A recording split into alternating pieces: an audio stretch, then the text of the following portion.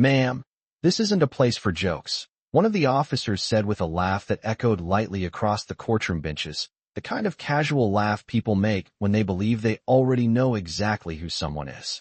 The room itself was bright with cold fluorescent light, the kind that made every wooden surface in the courthouse look pale and tired, and the polished floor reflected the silhouettes of a few early spectators who had wandered in to watch the morning docket unfold. At the center of the room stood Angela Brooks, a black woman in her early 40s wearing a simple navy blazer and low heels, her hands resting calmly on the edge of the defense table as if she had done this before, though to everyone watching, she looked like someone who had wandered into a system far bigger than herself. Officer Daniel Carter leaned back near the rail beside the prosecution desk, his uniform crisp, badge catching the overhead light, and he exchanged a knowing look with his partner, Officer Mark Reynolds, who shook his head with a smirk as though the outcome of the entire hearing had already been decided long before the judge even entered the room. A few people sitting in the gallery whispered quietly to one another, glancing at Angela the way strangers sometimes look at someone they assume must have made a mistake to end up somewhere like this. Angela said nothing. She simply stood there, breathing evenly, her eyes moving slowly across the room, taking in the American flag beside the judge's bench, the seal of the court mounted high on the wall, the soft creak of wooden pews as someone shifted their weight in the back row. Officer Carter cleared his throat and spoke a little louder than necessary, clearly aware that people were listening. "Your Honor's going to clear this up in about 2 minutes," he said, half chuckling as he glanced toward Angela again. Some folks watch a couple legal videos online and suddenly think they can run a courtroom. The comment drew a few quiet laughs, the kind that travel quickly in small rooms where people feel safe laughing along with authority. Angela didn't react. She didn't argue, didn't roll her eyes, didn't even shift her posture. Instead, she folded her hands together on the table and looked toward the empty judge's chair with the steady patience of someone waiting for a meeting to begin rather than a hearing that could determine how the morning would unfold. To the people watching, it only made the situation seem stranger. Most defendants arrived nervous, defensive, sometimes frustrated. But Angela Brooks stood there with a calm that didn't quite match the assumptions filling the room. Officer Reynolds leaned closer to Carter and muttered something under his breath that caused another quiet laugh between them. "You ready for this?" Carter said, still amused. Reynolds nodded slightly, crossing his arms as if settling in for an easy story he had heard 100 times before. What none of them noticed, not yet, was the way Angela's eyes briefly lifted toward the courtroom seal mounted high above the bench, the faint reflection of the overhead lights shining in its brass surface, as though she were measuring something deeper than the simple accusation that had brought her there that morning. Angela Brooks remained standing at the defense table while the quiet laughter in the courtroom slowly faded into the background hum of early morning proceedings. And for a moment, the only sound that seemed to matter was the steady ticking of the wall clock mounted above the courtroom doors, each second passing with a soft mechanical click that echoed faintly against the wooden panels lining the walls. Most people in the room had already decided what kind of story this was going to be, because courtrooms across the country often followed familiar patterns, and people grew comfortable predicting outcomes before they ever heard the full picture. A few spectators leaned toward one another and whispered quietly, glancing again at Angela with the polite curiosity reserved for strangers whose lives briefly intersect with their own in public places. Angela did not acknowledge the whispers or the lingering smirks from the officers near the rail.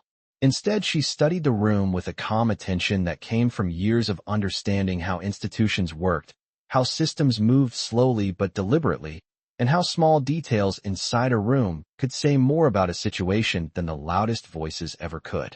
The defense table felt smooth beneath her fingertips. The polished wood cool from the constant air conditioning that kept the courthouse comfortable even during the warmer months, when Washington summers pushed past 90 degrees outside. Angela had arrived early that morning, nearly 20 minutes before the scheduled hearing time, walking through the tall courthouse doors with the quiet confidence of someone who had spent most of her adult life navigating federal buildings that looked very much like this one. The metal detectors at the entrance had beeped softly as they always did for visitors carrying keys or small items in their pockets, and the security officer stationed at the front desk had barely looked up while directing her toward the correct courtroom down the hall. To anyone watching, Angela Brooks had appeared completely ordinary, just another citizen moving through a government building on a weekday morning. Yet beneath that calm exterior lived decades of experience studying how authority was built, how trust inside national institutions was protected, and how easily people could underestimate someone when they believed they already understood the situation. Officer Carter, meanwhile, seemed relaxed in the comfortable confidence of a routine appearance. He had handled dozens of similar hearings over the years, and none of them had required more than a few simple statements about what had happened during the initial encounter that led to this moment. Officer Reynolds leaned against the wooden rail nearby, arms folded across his chest, occasionally glancing toward Angela with a look that suggested the entire situation was little more than a minor inconvenience interrupting an otherwise predictable workday. Neither officer noticed the quiet steadiness in Angela's posture or the thoughtful way she occasionally lifted her eyes toward the front of the courtroom where the judge would soon enter. In their minds, the roles inside this room were already fixed, authority on one side, uncertainty on the other, a pattern so common that it rarely invited a second thought. But Angela Brooks understood something that few people in the room yet realized. And as the ticking clock moved closer to the start of the hearing, she simply waited with the patience of someone who knew that truth inside institutions often revealed itself not through noise, but through timing.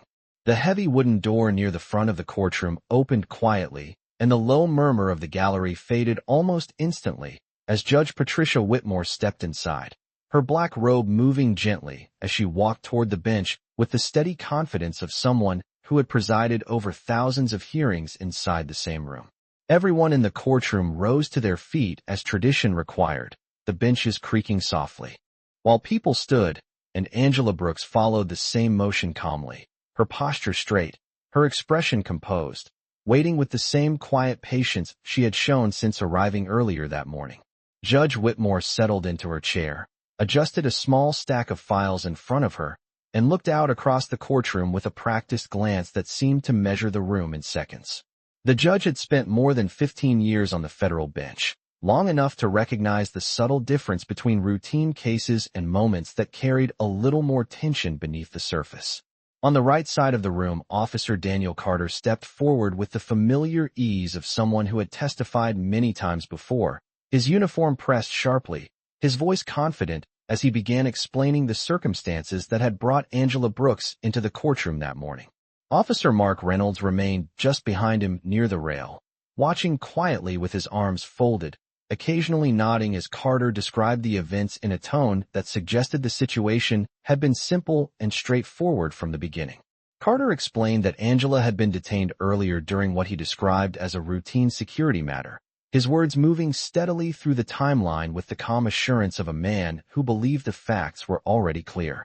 As he spoke, he occasionally glanced toward Angela with a faint expression of disbelief that someone standing alone, without legal representation, would choose to challenge the situation in a federal courtroom.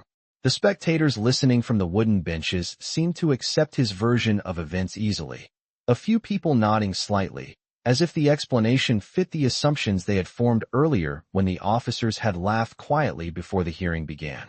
Judge Whitmore listened without interruption, occasionally writing brief notes with a blue pen, while Carter continued describing the encounter in careful detail, emphasizing that the officers had simply followed standard procedure as they understood it at the time.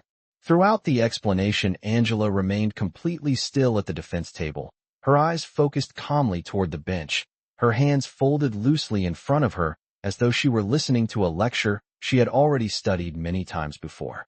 The judge finally looked up from her notes and shifted her attention toward Angela for the first time since the hearing began, studying her expression for a brief moment that felt longer than it actually was.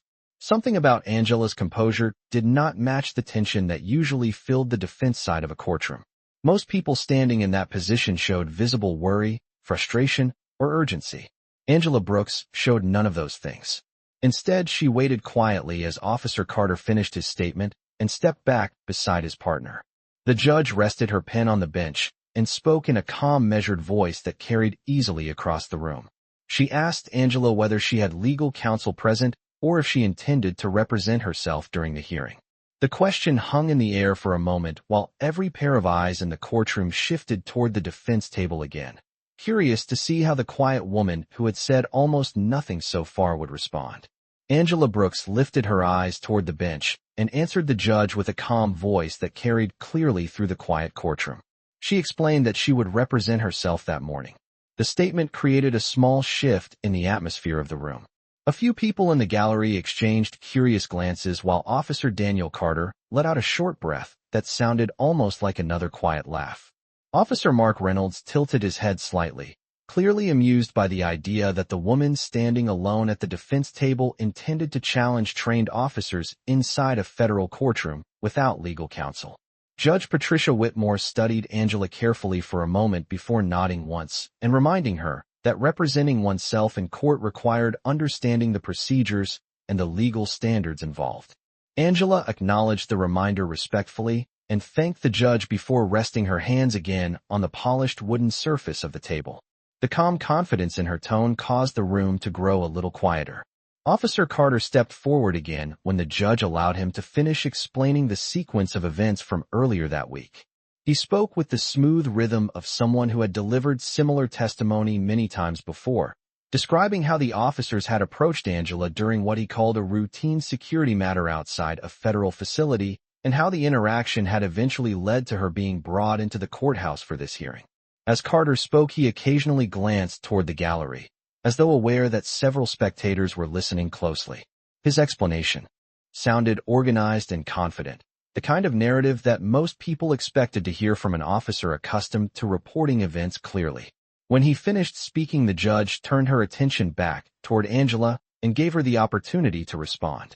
For the first time since the hearing had begun, Angela stepped slightly forward from the defense table. Her movements were unhurried and precise, the way someone moves when they are comfortable inside formal environments where every word carries weight. She began by thanking the court for allowing her to speak, and then calmly addressed several points in Carter's explanation.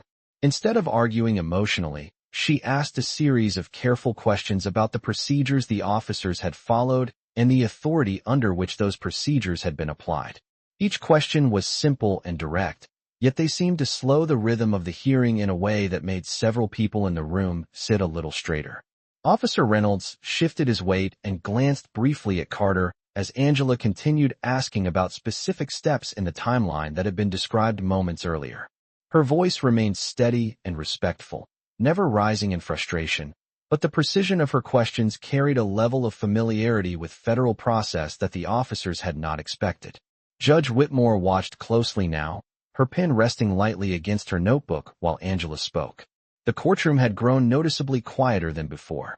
Even the spectators who had whispered earlier were now listening carefully as the woman at the defense table continued asking questions that sounded less like the uncertainty of someone guessing and more like the measured clarity of someone who understood exactly how federal procedures were supposed to work. The quiet that followed Angela Brooks's questions settled over the courtroom like a slow-moving cloud, subtle but impossible to ignore.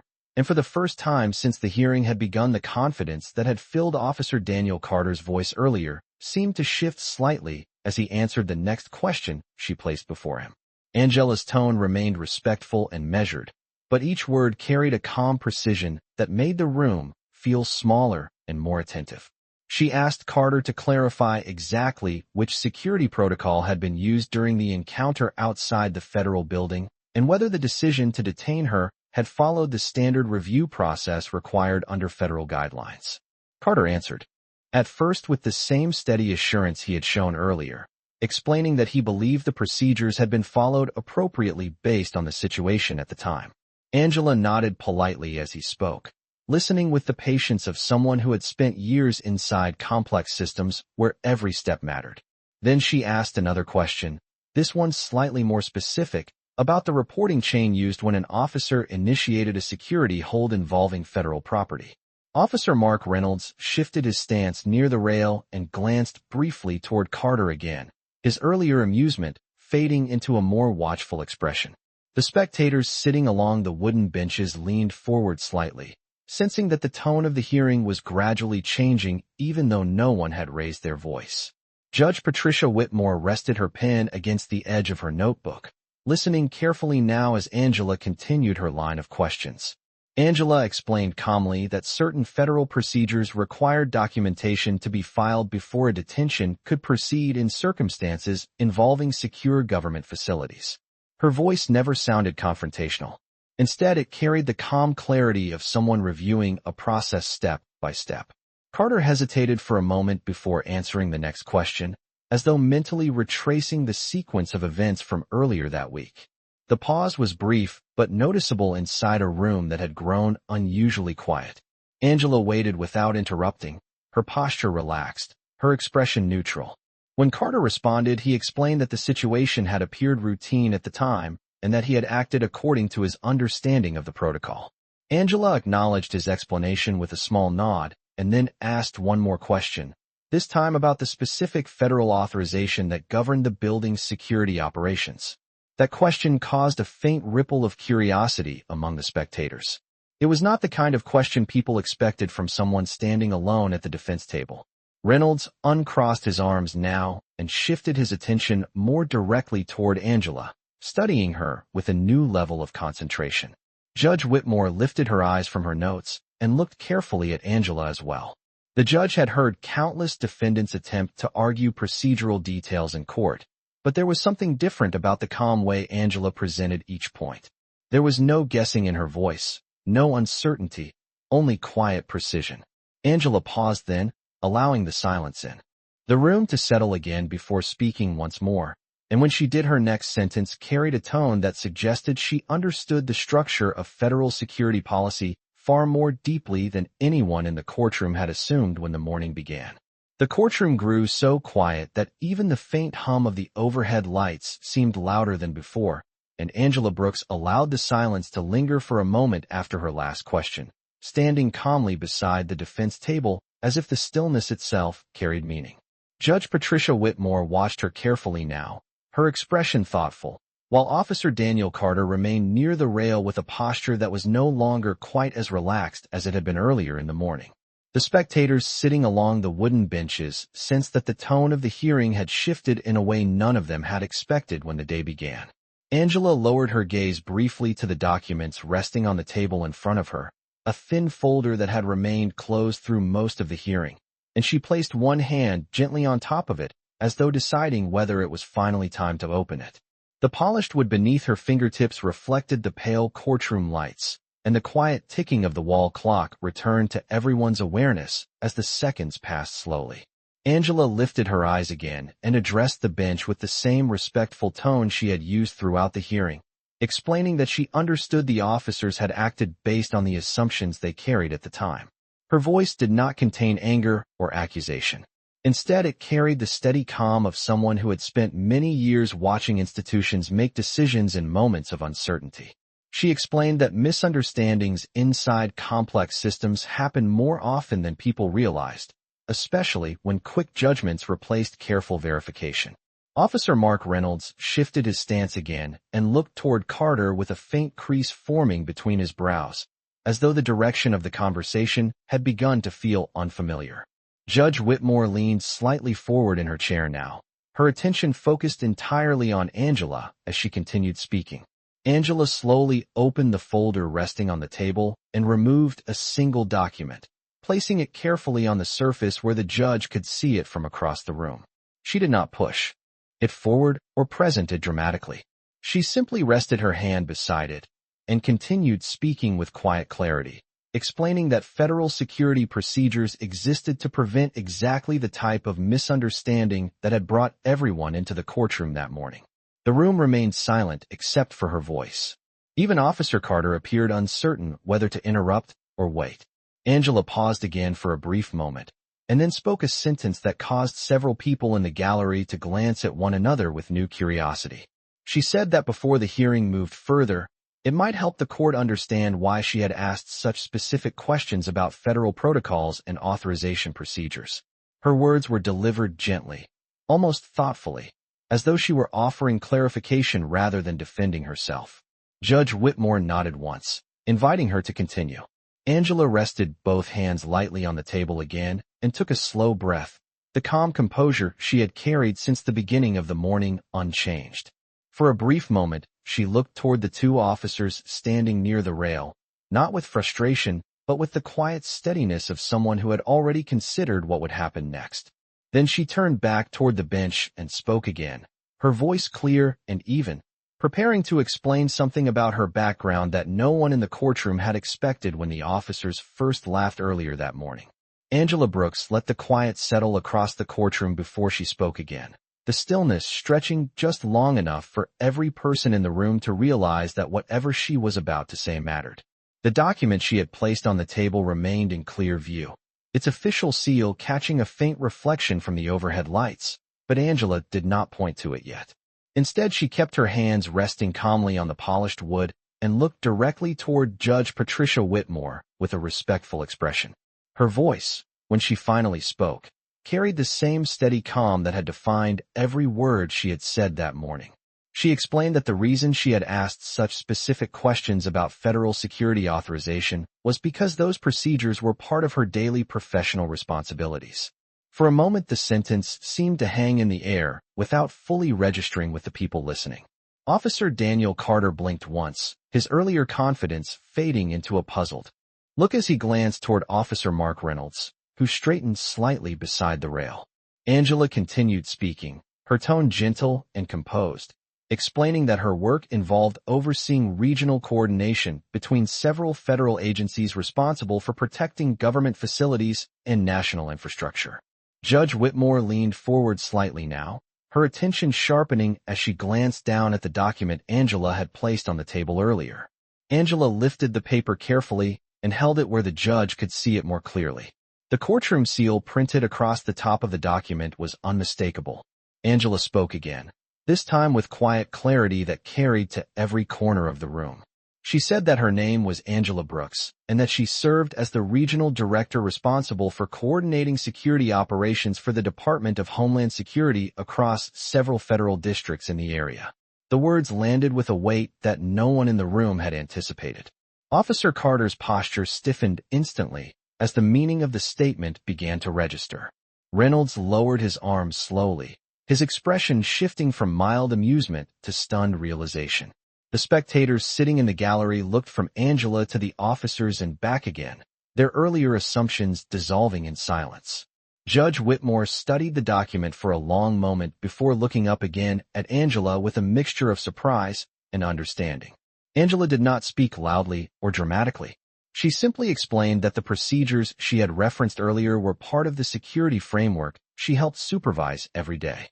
Her voice remained calm, almost gentle, as though she were clarifying a misunderstanding rather than revealing something shocking. The quiet in the courtroom deepened as the reality of the situation settled over everyone present. Only the soft ticking of the wall clock continued in the background. Angela lowered the document back onto the table and rested her hands beside it once more, her posture unchanged from the moment she first entered the courtroom that morning. The difference now was the way every person in the room looked at her. The laughter from earlier had disappeared completely, replaced by a heavy silence filled with sudden awareness. Angela met the gaze of the judge calmly and spoke one final sentence that morning with quiet dignity, explaining that she had not come to the courtroom to embarrass anyone, but simply to ensure that procedures meant to protect the public were followed carefully by everyone who served within the system. The silence that followed Angela Brooks's revelation settled over the courtroom with a weight that no one could ignore, and for several seconds no one spoke at all. Judge Patricia Whitmore slowly placed her pen down on the bench and looked again at the document resting on the defense table, then back at Angela with a careful expression that balanced surprise with professional composure. The judge had presided over thousands of hearings, yet moments like this were rare, moments when the assumptions inside a courtroom shifted all at once, and every person present realized the situation was far different than they had believed just minutes earlier. Officer Daniel Carter stood near the rail with his shoulders stiff, his earlier confidence replaced by a quiet uncertainty as he processed what Angela had just explained. Officer Mark Reynolds lowered his gaze briefly toward the floor before looking back at Angela again, the amusement that had once colored his expression now completely gone. The spectators seated in the wooden benches watched the exchange in complete silence, the earlier whispers replaced by a quiet awareness that they had witnessed a misunderstanding unfold in real time. Judge Whitmore finally spoke, her voice calm but noticeably more measured than before, acknowledging the information Angela had provided and thanking her for clarifying her professional role. The judge explained that the court recognized the importance of the federal security procedures Angela had described and that the matter before them now required careful consideration of the facts presented by both sides. Angela nodded respectfully, her posture unchanged, her calm presence filling the quiet space of the courtroom without any sign of triumph. She did not look toward the officers with anger or satisfaction. Instead, she simply listened. Officer Carter cleared his throat softly before speaking, his voice far quieter than it had been earlier that morning. He admitted that the officers had not been aware of Angela's position when the encounter first occurred, and that their understanding of the situation had been based entirely on the limited information available at that moment. The admission hung gently in the air, not defensive but honest. Angela met his words with the same composed expression she had carried throughout the hearing. She explained calmly that she understood how quickly assumptions could form during security situations, especially when people were trying to protect government property and public safety. Her tone carried no accusation. Instead, it reflected a belief that institutions worked best when people were willing to recognize mistakes and learn from them. Judge Whitmore listened closely and then nodded once more, acknowledging the professionalism both sides had shown as the truth became clear. The judge explained that the court would review the procedural details carefully and that the matter would be resolved with fairness and respect for the responsibilities carried by everyone involved. The tension that had filled the courtroom earlier in the morning slowly gave way to something quieter now, something closer to reflection than conflict. Angela gathered the single document from the table and placed it gently back into her folder, her movements unhurried. The officers remained still near the rail, their expressions thoughtful, as if reconsidering the events that had led them all into the same room. And in that quiet moment, it became clear to everyone present that the morning had turned into something far more meaningful than a routine hearing. A reminder that respect inside any system must begin with the willingness to truly see the person standing in front of you. For a long moment after the judge's final words, the courtroom remained wrapped in a quiet that felt different from the tension that had filled the room earlier that morning. The change was subtle but unmistakable. The laughter that had once echoed near the rail had disappeared completely, replaced by the calm awareness that everyone present had just witnessed something far more meaningful than a routine hearing. Angela Brooks closed the thin folder in front of her and rested her hand on top of it for a moment, as if marking the quiet end of a long conversation. Judge Patricia Whitmore watched her with a thoughtful expression before nodding once more and formally concluding the matter for the morning session. The gentle tap of the gavel was soft but clear, echoing briefly against the polished wooden walls before fading into silence. People slowly began to rise from the benches, their movements careful and quiet as though they did not want to disturb the reflective mood that had settled over the room. Officer Daniel Carter remained standing near the rail for a moment after the hearing ended, his posture no longer carrying the casual confidence that had defined his presence earlier. Instead, he looked toward Angela with a measured expression that suggested he was reconsidering every moment that had led to the misunderstanding. Officer Mark Reynolds stood beside him with a similar stillness, his arms no longer folded, his attention focused on Angela as she calmly gathered the single document she had shown the court. Angela placed the paper back inside her folder and adjusted the strap of her bag over her shoulder with the same quiet composure she had shown from the moment she first stepped into the courtroom that morning. She did not rush. She did not pause to draw attention to herself. She simply turned toward the aisle and began walking toward the tall wooden doors at the back of the room. The sound of her footsteps was soft against the polished floor, steady and unhurried. As she passed the rail, Officer Carter spoke quietly, his voice carrying none of the laughter that had once filled the air. He offered a respectful apology for the misunderstanding and acknowledged that the situation had been handled with assumptions rather than patience. Angela paused for only a moment and met his gaze calmly. Her response was gentle and sincere. She told him that the work of protecting the public required difficult decisions, and that the most important part of any system was the willingness to learn when something went wrong. There was no anger in her voice, only a quiet belief in accountability and professionalism. Carter nodded slowly, the weight of her words clearly understood. Angela continued walking then, passing through the open courtroom doors and into the long marble hallway outside. Sunlight streamed through the tall windows lining the corridor, casting warm reflections across the polished floor. The courthouse felt different out there, quieter and almost peaceful compared to the tension that had once filled the courtroom behind her. Angela walked down the corridor with calm confidence, the same steady rhythm in her steps that had carried her through every moment of the morning. Behind her, the courtroom door closed gently, and inside that room the people who remained would remember the lesson that had unfolded there. Not a lesson about authority or power, but a reminder that respect must always begin before assumptions are made, because sometimes the quietest person in the room carries the responsibility of protecting far more than anyone realizes.